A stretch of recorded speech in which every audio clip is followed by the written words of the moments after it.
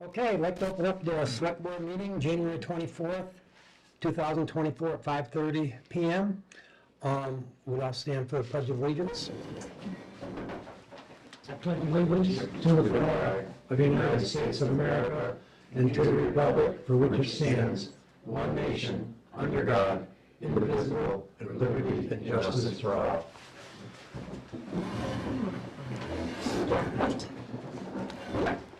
Okay, I'd like to thank everybody for coming. Northern Berkshire School Union is here. We're going to discuss possible future and options for our school. I know, Dan, you've been involved. I don't know if you want to say anything or start this or not, or Yeah, just, John and I spoke briefly, looking at possibly moving forward with investigating what, advantages and disadvantages it would be, creating a district. Just to keep our school alive and keep it moving forward. Okay, and I know we've been around a long time too, and I know there's a lot of questions that we have. And a lot of people are fearful that we would lose control of Clarksburg and our school and this and that. So we're talking about it, and just so you know, we really don't know. I don't know. So that's why I hope that the school union can help maybe shed some light on what are advantages, disadvantages, what your opinion is. Well, I can speak. The situation that we're in is that we have 5 separate independent rural districts that make up the North Berkshire School Union. We have Clarksburg, Florida, Monroe, and Savoy. So we've had, over the last 6 years I've been here, we've had different times when, for example, the organization called MARS, Mass Association of Regional Schools, will be talking about regional transportation money, for example. And I know at least one of the chairs from our other school districts, MBSU, have questioned why are the districts in the MBSU not eligible for regional transportation money, and the response always from the state is you're not a regional district. And their response is, well, we kind of function like one, and DESE says, but you're still not. And DESE's really pushing that. So similar to what we did with the study about Stanford and Clarksburg, when I first got here, that was already in progress. But I had told Dan what the recommendation would be, and what we could probably get as some funding is to do a study, basically, and to look into what would be the benefits, what would be the positives of doing that, with the 5 MBSU schools agreed to become a regional district, and what would be the challenges. I know one of the things that all of our towns, I think, especially a couple of the ones that were against trying it when I first got here, were at least looking into it, was that they want to have their control, right? They have their school committee meetings every month, they want to have control of their budget, they want to have all those things. You still have that with a regional district. You would participate as a group, obviously, in a lot of the finances. Like, for example, some of those things that we're struggling right now with in Clarksburg, right, trying to balance out for a couple of years, FY22, and trying to make sure our grant money for the summer program that we're getting through United Way is all being balanced and reconciled and done in a timely manner. Most of that would go through one regional office as opposed to going through each of the individual towns. You would have an assessment, you would pay that into the regional district for each town, and that would be assessed at the start of the year. So I think the key point of this is that we all have questions about that, and the best way to figure anything out before anything even happens is to do a study. So DESE is really pushing regionalization. One of the key issues this year was, back in the fall, all the rural, especially smaller districts that accept school choice, received a communication from the State Department saying that if you accept school choice students, you are responsible for their education through grade 12. So this has thrown a lot of these small districts into a panic, because what it's saying is, even though we only educate Clarksburg students to grade 8, they're saying once we accept them, we're responsible for their education through grade 12. So, for example, if a child from, we have some kids from Adams, they go to Clarksburg. If those students decided they wanted to go to Drury, what this communication DESE is saying is that Clarksburg would have to pay their tuition to go to Drury, and they would still get the $5,000 from Adams, but obviously the tuition is higher than that. Yeah.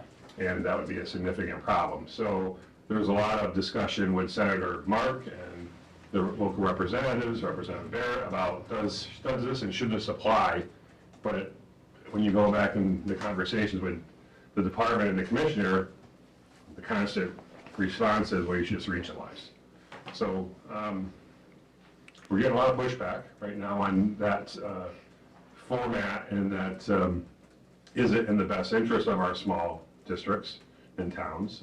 And I think the best thing we can do is maybe just do looking into it. And I said to Dan, I said one of the key points I think is that there are a few of our towns in MBSU that want no part of it. They don't want to talk about it. They don't want to, it's referred to as the R word sometimes. So, and I think what I said to Dan was that it'd be good for us to make a decision based on what the facts are and what the actual numbers would say and what the benefits are and what the challenges are, as opposed to making decisions based on fear and speculation.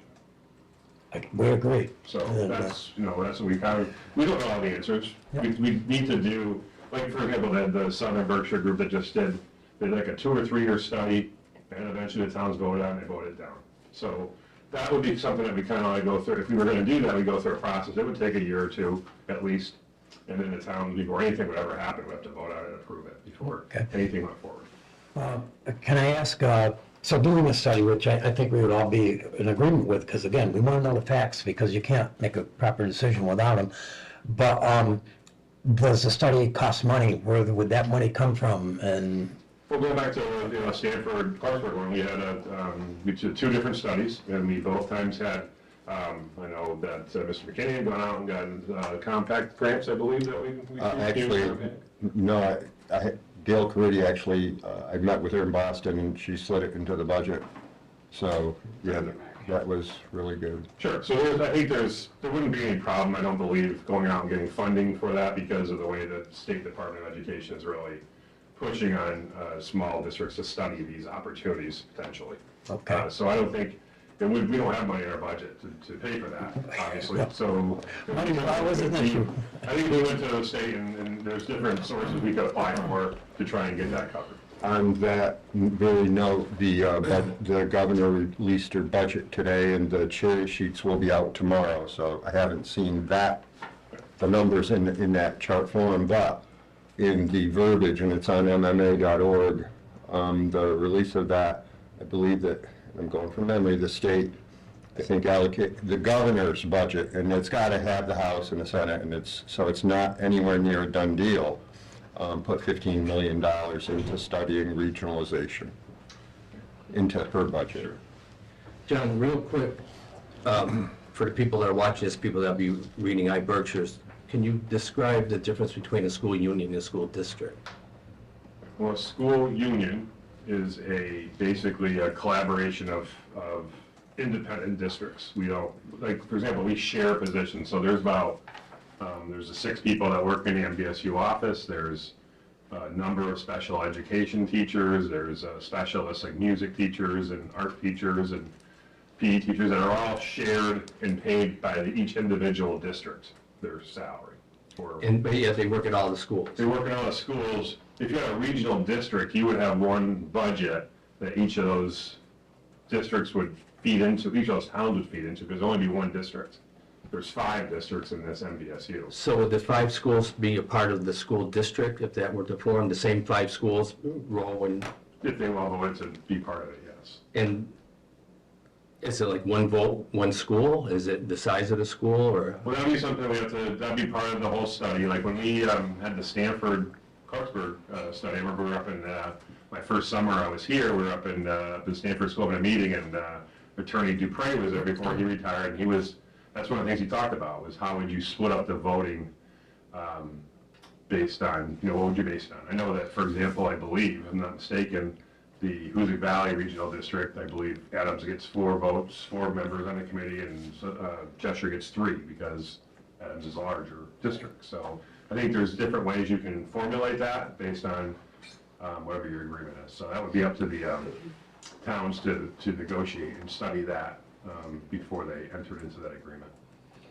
yeah, there was one thing I've been involved in in organizations where it was very lopsided, but you need members from small organizations. And they did what they call a weighted vote, because they didn't want to have, 20 people on a committee, because it just wouldn't be manageable.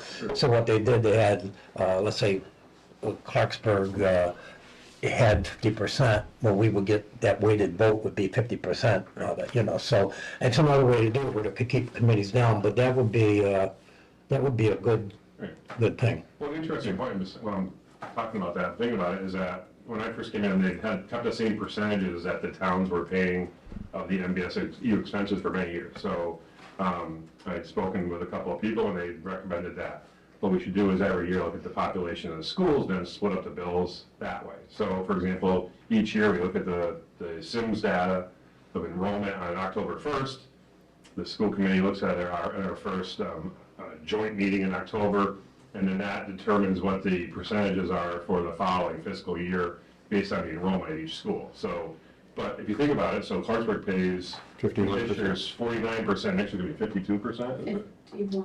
51%. So, but if you go into the joint committee, each of the 5 towns has 3 people on that committee. So you're paying half of the bills and you're getting them, Yeah. 3 out of 15 out of the votes. So it doesn't usually come down to be a problem because the towns work pretty well together. But if you're looking for representation and making it equitable, there's some things you could look into to say, is that the best way to do it?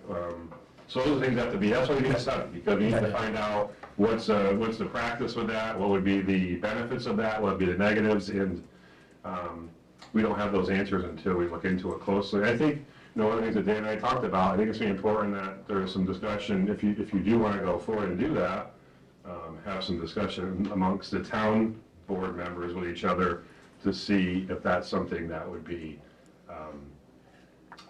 you'd be supportive of, because otherwise it won't fly.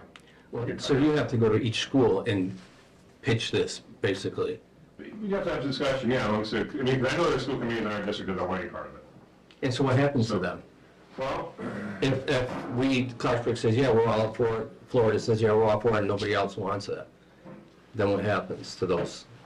that'd be something we have to discuss. Could those 2 districts do that? Would that be a good option for them? What would be the benefits of doing that without, like, say, if Rose said, we're going back to Mohawk, and Silver says, we don't want to do it, we're going to go with Hoosick, which they're not going to do, but they could. So there's all these different options of what people could do, or decide to do, and I think it would be difficult to do if more than one of the MBSU districts decide not to do it. It'd be challenging. And if even one did decide to do it, though, then that would increase our portion of the school union's expenses, though, correct? It depends on how it. Well, hypothetically, if Savoy and Rowe said no, so now we're a school district with Florida, and this is hypothetical, obviously, so then that means that those 2 districts are basically shouldering the whole burden. Right. Well, you have less expenses, though, you wouldn't have as much need for, one thing that would be a problem with that, though, is that there are employees that we share that do go and work at all 4 of the active districts when Rowe's not active because it was school. But, so it does work now because of the, like you're saying, Carl, the sharing of the expenses. It's helpful to have more than 1 or 2 districts to share those expenses. And it does, one of the benefits of it, I think you see it with some of your, like say with your town positions, right? So the ones that we talked about, I think you remember a year and a half ago, I had suggested when you were looking for some of your financial people, could you share with Florida or Savoy, or could you do the same thing that we're doing? And it didn't work out, but you can see that when you do that, those people can be full-time people in your school, and that's their job. So like of those 19 people that are shared amongst the 4 NBSU districts, 5 in some cases, they have full-time jobs, and that's their full-time job if they work in all those districts. Some of the challenges are when you're getting people that are coming in and working after they do their other job, and that's challenging. It's hard. It's hard to work one full-time job, and then never mind trying to come in and work other hours after it. So the good thing about sharing is that we have enough duties between all the schools to create a full-time job. That sounds good. All right, so if we proceed with the study, Who is responsible for trying to get a grant for this? I'm going to say, would the school take the lead on that, or is that something the town takes the lead on? Probably to work together because it depends on, there's different grants that will say they can go through the town, they go through the school district, it depends on where we're trying to get the money from. And I just wonder, Dan, I want to put you on the spot, but I'm wondering, since you've been working with John, I mean, would you be willing to work with that so we know? Be the Yeah, Like, first the person. liaison with that, be your- Yeah, so absolutely, I'd be happy to, help with this project any way I can. Maybe the first steps would be, also be to have some discussions among your colleagues at other towns. Yeah. That you know on the other boards to see if there is some support for that, because there'd have to be that support first before we go forward with any type of, Right, but at this point, I would think if people are at least open-minded, it's like, we're just getting facts, there's no votes, this doesn't mean it's a done deal, because we may vote against it. Right. We don't want any part of it. because Clarksburg in the largest district bears most of the expense. Yeah, exactly, but I just feel we're not in a position to say no. Like I say, I want to be open-minded, I want to know the facts, because there may be benefits, and maybe it's something we can handle. The rumors and stuff that get out there, they don't do anybody any good. Right. I think the biggest fact is that we have a really good school in this town. Absolutely. It's been a good school for many years, and it's becoming more and more difficult to maintain the level that has always been in that school because the funding is becoming more and more challenging for our district to get from the state Yep. without, if we maintain this current structure, it's going to be hard to maintain the services we have at our school. Yeah, and I'm smiling because I remember one time I had a conversation with you and I said, we gotta make sure it's adequate for a school. And said, adequate's not a good word. We got a #1 rated school, and you took offense to that, and I understand that completely. But I looked around from a selectman point of view from the town. Our roads are not adequate. Our town hall is not adequate. Nothing else is adequate. So that's where the perspectives we each come from a different perspective. So and that's what it is. All comes down to money. Money's tight, and we have to try to make the best decisions for the whole, which we all try to do. Right, and that's the key, is how is the best way to access funding for our school? And what's the best structure to do that? Okay. So we need some more information. Okay. Can I just Sorry? So DESI has a whole prescribed roadmap for exploring regionalization. And the preliminary discussions is I think what we're talking about now, and that's step one. And so school committees are really, I guess, the place where we've started to have these conversations, and that's where I think they begin. And then there's a step of, after kind of going through the school committees, requesting a town meeting to form a planning committee. Okay. So we would be coming to each town after we've kind of vetted this through school committees to then request that. A planning committee would form, and I'm not sure of all the nuts and bolts of that, but it's in this 500-page document I have. And then, it does go to town vote, like you said. Each town has to make a vote. It's not anything that happens overnight. It's a long process. So I think, it's good that you're open to hearing about this and wanting to have conversations about it.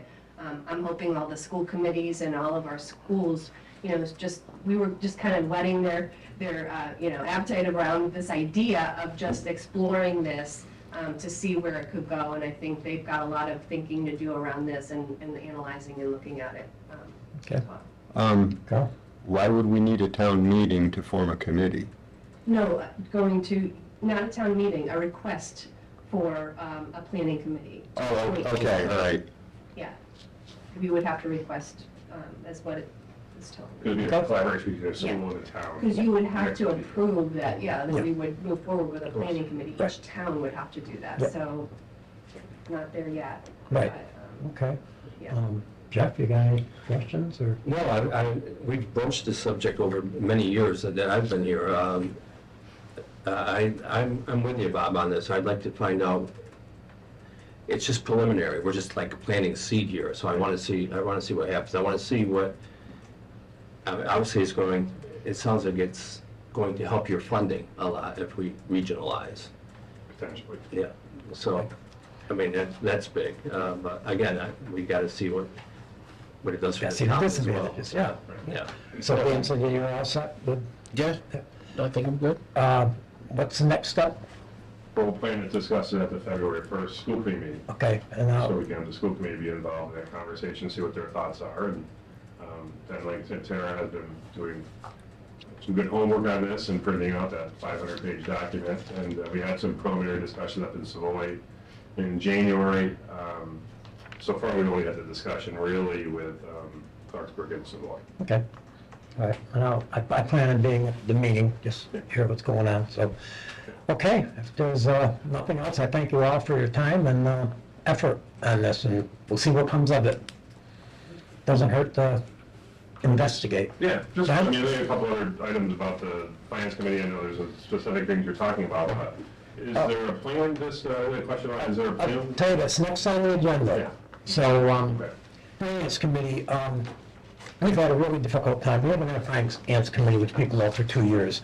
And it's a vital part of the community. Not only do they oversee the budgets and discuss it and help the select board and everybody with it, but they also, like if we want to move money around or things like this, you need to have a vote from the Finance Committee and Select Board. And if you don't have a Finance Committee, the Select Board doesn't have the power to just do it, so then it has to go to town meeting. And we want to go to town meeting every month to say, hey, we want to do this, want to do that. So we have been, it's been a struggle, I'll say, and not an excuse. We're working on it, but it's been a struggle finding people. The good news is we have 2 people, Chuck Lewitt and Carla Foster, that have volunteered to be on the Finance Committee, which gives us a quorum. We're gonna try to find the 3rd person as soon as possible, but we are now going to be able to proceed with some of these actions. The first top priority on the action is to take care of getting an accountant position that works during the day. We talked to our accountants and they're on board. They realize that this was just a temporary situation that we're in. Yeah. And thank goodness for them because it would be up the creek without them. But it's not an ideal situation, which we all know. So that's where we are. And it's slow. Everything's slow in government. I tell you, it's frustrating. And you want me Go to? ahead. Go. So in addition to that, there, and not unlike any other community in the state, but there is a national shortage of workers, but there is an acute shortage of municipal workers, accountants, treasurers, tax collectors, town clerks, even administrators. And it has been a struggle. And so what we want to do is get somebody in here, ideally for 3 days a week with FaceTime. So Donna is still working quite diligently and getting very close to the end on closing out the books, while we have Bev Cooper as an interim accountant, but understanding she has a full-time daytime job, getting the bills paid. And that's not an ideal situation. So obviously we need to go to the Finance Committee to move some money in order to be able to pay an accountant and advertise for one. I had wanted to start the search for a permanent one, but you can't without money. And so now that the Finance Committee, of which I've met with both last week and this week on a one-to-one introduction and giving them, a run-through on some of the peculiarities of municipal finance and things of that nature, and they went very well. And I think that we have 2 individuals who want to do a good job. So we're going to need to request the use of the reserve fund to finance the search for an accountant. And hopefully we're going to be in a situation where if we're successful in finding one, that we can have one who will be here face to face, dealing with the issues as they come.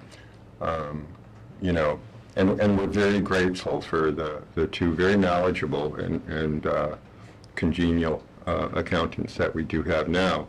But it's clearly not ideal. Donna served us for many good years, but she's working remotely. And Bev has a full-time day job, so she does what she can in the off hours, which is not an ideal situation, but we're grateful for that service. So that's going to be part and parcel of what we're doing here tonight. And as you know too, I mean, we've had a real struggle, which again, I'm not looking for excuses or anything, but we've got the people we have hired, Kelly, Rochelle, Marilyn, and Clark, we have good people that we've hired, and we're getting there. It's just, again, I think we're frustrated as a board because it's just so slow going, and there's not a lot of volunteers or a lot of qualified people to come in and, hey, we'll do this. It's a struggle. So we're doing the best we can, and that'll be bad enough, I guess, and we're getting there. Just one quick question, just about the finance committee. So when I first started, the first couple of years, we always had a series of meetings with, primarily led by Jim Stakanis when he was the chair and really helped us with our budgeting process at the school. Is that possible this year? That is our intent. That is the intent. Okay. Yeah. Because we're just starting our budgeting, there's still some things we're waiting on, obviously, but from just some reconciling with the town, but that you already covered that, and I guess our key question is, we're ready to go when the finance committee is ready to go, they start getting some. We're going to try to get them up and running as fast as we can, and yes, they will be involved. Sure. Is there anything else that? So in the finance committee, we're going to need to have a motion to request the transfer of the, which you probably have right here. Yeah. But I was gonna let you go if you all want to go home. You can if you want to stay. Of course, you're welcome to stay, but I don't want to keep you here as we keep going down the list, so it's up to you. So we'll Sandy? I don't know if this falls under finance committee, but free cash, how close are we to? Well, again, that's part of the issue. The accountants have got to get this straightened out. I had an email saying that they're getting there, but I've had that email before, and they keep coming up with other issues, and it's just tedious. And here's the problem. And I met with both the accountants, Bev and Donna, and there's just not enough hours that they are allowed that we pay for them to do the job properly. It takes 15 hours a week, which they're allowed to pay all the bills from the school, from the senior center. I mean, it's all over.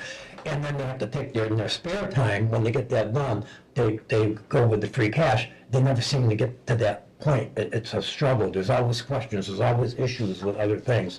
So that's part of this. We would like to, when we get an accountant, we would like to increase their hours to 20 hours. That's what they both said would be a good amount for that. But of course, again, you can't just do that. We can just, okay, we'll do this, because it takes money, it's in the budget. But that's the plan, and sorry, because I know we've been saying for a year that we're getting there, and it just keeps kicking the can down the road. But they are doing the best they can, and they're good people. It's not like they're just slacking off, it's Oh, no, I know that there's been progress, and I know Kelly has done an amazing job. Yeah. Just wondering how much closer we are. a little closer. Donna sent me some stuff that I'm trying to reconcile to her, but Yeah. it came in after the holidays and, everything kind of, so I'm playing catch up myself. And I just sent her some stuff, we're going back and forth, so we're working on it. Okay, yeah, she did say that there was some issues with the school that she was working on with you. Yes, so and, we're working on that stuff yeah, so that and- hopefully we can, Yeah, and she was hoping within a couple of weeks that yeah. this could work. I don't want to say, yes, we'll be ready in a couple of weeks, because a couple of weeks it might be kicked down the road. I'm gonna get my part done in But those weeks. we're definitely working on it. It is a high priority, for sure. Okay, Thank you. all right, thank you all. Thank you. Appreciate it. Thanks, Mike. Okay, Carl, We need a motion to request the transfer of the reserves account and for the use of paying for the accountant's salary. yeah, go ahead, yeah. I make a motion to transfer $7,500. If you want a cookie, reserve- help yourself. Reserve a portion to the salary wage account for the accountant's position. I'll second. All in favor? Aye. So you each have a copy, whichever one you want to sign one with 3 signatures, and then we can bring that to the meeting, the organizational meeting for the finance committee next week. Okay. And then next on the agenda was the accountant position, which we're taking care of. So we're now. good there. So then we'll go to The next item here is the cap for the chimney. Any word on that? I've texted them and I have yet to get a response. Okay. And the good news is that with the rain a few weekends ago, we had a lot of rain, 2 weekends in a row. We had like 5 inches of rain in 8 days. And the town hall and everything was dry. So we're looking good there. School roof update. We're in the same situation. We're just waiting to be able to receive them. They're due, I believe, on the 30th or the 31st. Okay. So that'll be next week. Okay. I think around Tuesday or Wednesday, All right. one or the other. All right. And then, Mary, just so you know, I'm going to send an email to Tom to make sure that we're still on schedule for like the school lift or whatever. So I'll be at the meeting on the 1st and try to give you an update on that. MVP update, our meeting, I told Jeff I'd have an update for on this meeting. Yeah. The meeting was postponed for February 1st, which I believe is next Wednesday. No, not sure when the first is, but anyway, so I don't really have an update for you, sorry. Next time.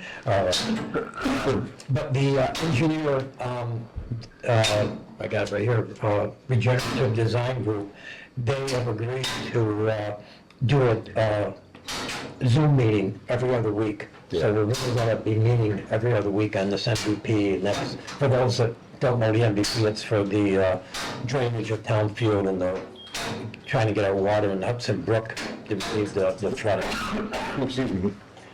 All right, we'll go on to the community sign update.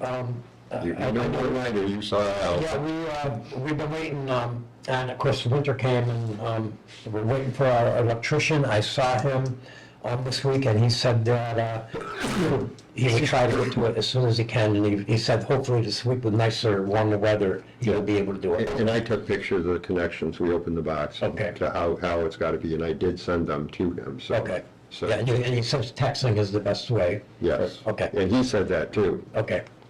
All right, so that's the update on that. Mass Works update, I know that they've opened up the, They had opened that up, and so I'm waiting on getting the pre-engineering estimates from Foresight, because we're intending on several fronts, I might add. So we want to do South Middle Road, so then the middle road from stem to stern, if we get a good tailwind, in 2 or 3 years will be done. yep, So it's basically the spine of the town would be completely rebuilt with new culverts and to take care of all this rain. We're also going to have a secondary Mass Works application for the retaining wall on, it's called Hall's Ground, but it's actually Cross Road where Hall's Road almost meets it. It's not moving yet, but it's deteriorating. And that's going to be somewhere around $400,000, $500,000 just for that wall. We are looking to work with North Adams to do a co-grant for Millard Avenue design. There's a number of things that, should be addressed up that way, so that's another Mass Works grant that we will be going for.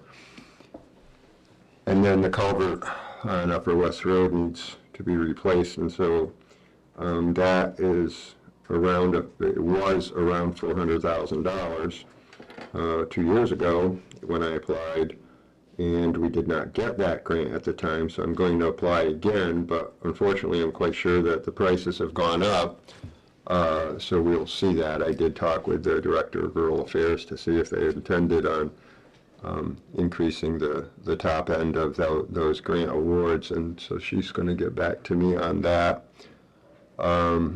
And then we have obviously the allocation from the state to go beyond the Band-Aids that we have on the damage from the July 10th storm. yeah. So we're having a very aggressive infrastructure effort, and hopefully it'll yield some positive results, and we're going to be busy for the next couple of years. Yeah, and that's the thing, I know there's a lot going on, like with the school and all this with the accountant and finance committee and everything like this, but obviously, these Mass Works grants gonna be top priority to Yep, get in. absolutely. We gotta get the work done. So I've got a Zoom meeting that they like you to do before they have you submit your Okay. interest, and so that's next week. Yeah, so again, and I know you know, but just make sure whatever you gotta do for those grants, do, and everything else, that's the rest priority, that's the top priority, get these grants. Or if we need any extra help, whether with grant writing or if time doesn't allow to get it done, just let us know. We'll figure out a solution for it because Yeah, these we- Time grants is are- nigh. these grants are crucial. Yes. All right, move on, Historic Commission room update. So the matching floor to this has been ordered. Okay. All right, that sounds good. Okay, review and approve election warrant for presidential primary. Yep. Where is that? Did Marilyn give us that? Whoops. All right, just we'll wait a Hope minute. we can move on. Well, But I know she's taken minutes. But I guess we can start with the July flooding assistance. The state came through. We want to thank everybody involved, the representatives. We got $575,000 we're going to get to help fix the Band-Aids that we put on all the flooding we had. We had almost $2 million worth of damage in a lot of areas. We just got back to where they were, but like Carl said, we put Band-Aids on them, so we'll decide the culverts and drainage and things that's got to be done to fix the roads properly from all the flooding damage. I also like to thank Carl and Kyle in his department, Carl for the DPW, and also Mike Williams, the chief of police, who also spent a lot of hours and time going around making sure that we had proper numbers to give to the state, because without those, we wouldn't have gotten anything, and they put in a lot of time and effort, and we got all our paperwork done, so that helped too. So just thank everybody for that. And the next is going to be public comments. Does anybody have anything they want to add? Mary? A couple things. And I should have mentioned one of them when we were talking about the sign. And I apologize because I haven't been involved with the sign at all. I was wondering what was going on out there. Actually, every day I drove by. And I saw that it's only one-sided, and I'm sure you guys have probably had this discussion too. Yep. But is there a possibility with that to, if the money comes, the type of sign you got, that we can switch it over to a two-sided? If We can put another one right back to back. You can? Yes, we Okay. can. That was my question. Yep. Because I'm thinking maybe we could do some kind of fundraising if you've got some community members who want to help with some fundraising or something like that to get, because I think it was a small amount, right? Like, I mean, it's a large. About $3,000. large amount Yeah. For the town to come up with, but, maybe not if you have some kind of community involvement to do some kind of fundraising to get that other side. Yeah, and we got, and that was chief police, that was for a grant for emergencies or whatever, so he's able to get that. And that's all we could afford, with the grant, so that's why it's one-sided. So we'll put it one side and we'll figure out which side we think is the best, which way it should face, people coming into town or people in Clarksburg. But anyway, we'll decide that later, and then at a later date, we could always get another one. Yeah, or even, I don't know the timing on that, but if, we wanted to sit down and talk, or I could get some other community members together and we could come up with some type of fundraising effort to Yep. help with that, maybe we could get it before the sign comes in and you could get. The sign is right there. Yeah, the sign's That's that box there. Okay. Yeah. Right, so, yeah, but, Maybe we I can get the other one. I apologize for not being more involved. Oh, no, in don't worry. meetings, and I didn't know about it, but I'm thinking for that amount of money, boy, we should be able to do something as a community to try to help out, Why not? Yeah, no, we appreciate anything do, and like I say, at least if we get this one up and running, at least there is something there. Right. I guess where Mary's going is, can she have the blessing of the town to do that? Sure. Yeah. See the reason? Yeah, okay, that's great. Yeah. Yeah, I'm sure we can come up with something. I mean, it's at the school all the time, we pop up stuff and money, and we could do that. Excellent. Thank you for Yeah, volunteering. thanks, Mary. What else do you have for us? The other question I had, and I'm coming at it from a different point of view, I didn't want to bring this up as a school committee member, I wanted to bring it up as a taxpayer and a resident. I was bringing my mom over to the hospital the other morning, totally forgot the timing, and hit the school brigade of drop-offs. And again, I've always looked at it from the other side because I've been on the other side. That is just, and I agree with everyone, a huge accident just waiting to happen. There were people, townspeople behind me that were passing me and the people that were stopped in front of us to take a left to go into a school parking lot on that rise. Yep. There were people coming the other way on the wrong side of the street because they were trying to get around their side, coming head-on to each other. People were zigzagging. I was horrified. Yep. And I know, because I was on the school side for so long, and not as a school committee member, but as a person An employee, yeah. that I feel like the school, the library, we have done just about everything. We've exhausted so many different efforts, and they're still trying to find another reasonable thing to work at to I mean, I think that they should try at least a pilot drop off and pick up in the rear of the building. Yeah, I mentioned that in a school committee meeting. We tried a couple times. There's issues with crossing over. No, don't even bother crossing over. You go in, drop them off, and circle around and leave. So you're in your normal lane. It's not like driving in England. It's fine, and But then you have the school buses in the front. Well, I don't want to, again, that's a school committee. Sure, school committee and, will discuss you know, it. that's a discussion that we've had Yeah. multiple Yeah. times before, and I guess it would have to continue on that side. But- My issue is that I really feel like we need some police presence there before an accident happens. And we only have one full-time policeman, and when he's got 4 weeks vacation, plus, and if he's out, we could plan for it, but it doesn't mean it's always gonna be there. But I think we need to do something. We need to make a concentrated effort to get someone up there. It's, 20 minutes, half an hour tops. in But the you have to morning, pay for an hour minimum. Well, if he's on duty, then that's part of his duty. Yeah, but that's not his hours. Well, that's what I'm talking about. That's something that might have to be changed. This is a huge, there's not a lot of that type of thing in this town. And that is a huge one. Yeah. The school is a big part of this town, and I'm telling you, there is going to be an accident. Mhm. And Yeah. I really feel like if you have, or even if, is there a training program that Mike can work with someone to train a volunteer to do that? Or it's something that we need to look into, because that is an accident waiting to happen. I was horrified. I mean, I sat still and didn't move, and I had to wait, 15 minutes, and that's a pain in the butt, but people are not willing to do that, and they're going head-on right at that rise.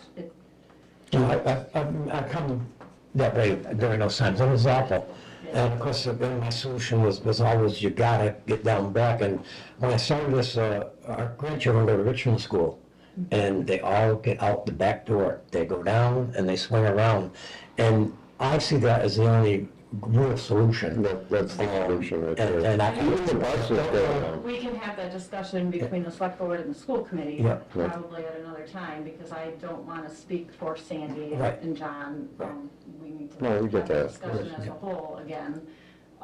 But in the meantime, I really feel like that's something the town needs to do and to work on as a resident. No, I agree 100%. It's a disaster, and I don't. And like I've talked to the chief about this when the school year, first started this year, and hey, I was talking to John and Sandy, and I was asking them to go up there, and after discussion, Mike, it helps a little bit, but he's not having a police officer definitely isn't the solution for it. It's something more has to be done. And I agree. So Then what I'm just, saying is on yeah. that side of it, yes, we should sit down again as a school committee and as the school administration and the town and work on that again. I Yeah, totally agree. But in the meantime, what I'm asking for is to have some police presence there in the morning and in the afternoon when the school releases, because I just, it's not good. And I just feel like, you know, I really, I mean, Mike was doing it for the last year before I left. He was doing it, and it was very helpful. I mean, he, you know, stopped those people from coming head-on to each other, you know, which is the biggest part that I can see that's an Yeah. issue.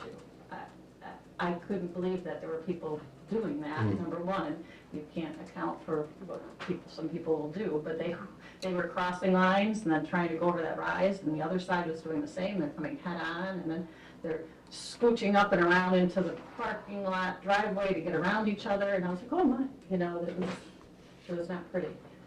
And like I said, it's just a matter of time before someone gets hit. Yeah, we can, I'll come to the school committee and I'll say, we went through this when now there, and that was our solution, and they have not done that. So it's like, you know, saying they gotta pick them up down back, and they're not doing it, so now I want a police there again. Well, no, that's And- not they, and- this is me as a resident. No, I'm saying that the school committee and the school didn't address the problem of getting that traffic down back.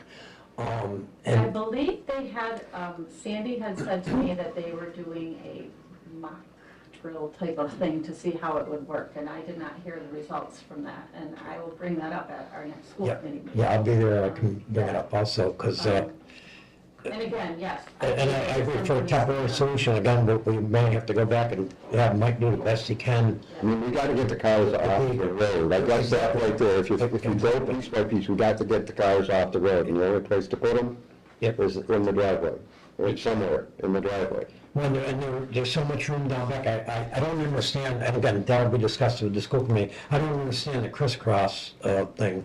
Like I say, Richmond School, they just went in, around, and out. And the buses, pickup side, the doors that open, they're on the right side of the bus, and if you go in there on there, you, So, it's on the right I side. think the crisscross came with, and again, I shouldn't be getting into this, because I'm not here for that, but I believe the crisscross came in because they were letting the little ones still come out the front, because it was too hard for the 3-year-olds to get all the way through the school and out back to load. So they were letting the little ones, like from, what grade is out there now, 4th through 8th, they're letting them go out back in this pretend scheme to load into the cars back there. But they were still asking the preschoolers and the kindergartners in 1st and 2nd to come the front way, and they would have to be picked up on the side of the patio, so there would be a crisscross there to get the car over to pick them up, so they wouldn't have to walk the kids through that traffic. That's where that crisscross came in. But, again, they'll discuss it Yeah. there, so, yeah. okay. And I agree, you know, Yeah. I totally agree, and we can somehow look again and see if we can find something that's great, but in the meantime, Mhm. I'm just asking if we could ask. Okay, yeah, we can talk to the chief and Yeah, see what we do. Thanks, Mary. okay. Appreciate it. Thanks. Okay, back to, what I do with the warrant. The election warrant. Yes. We gotta approve the election warrant. Let's see what it says.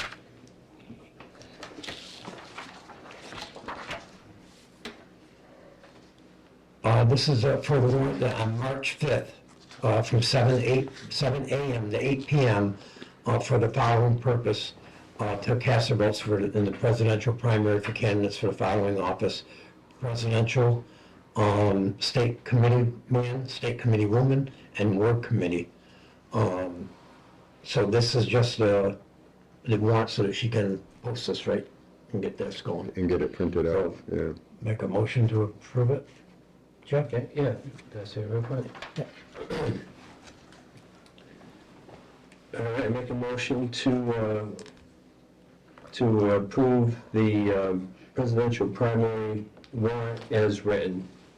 I'll second. All in favor? Aye. And Tammy, is this something you take a picture of? I'll be doing it for everybody. Oh, okay, yeah, yeah. We'll do Oh, yeah. one story for good. Perfect. Slide up your camera. No, we have signers. Go. I'm assuming.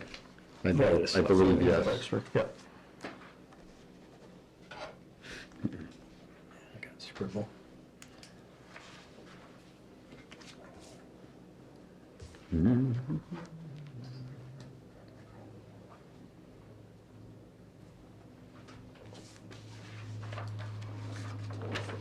Okay.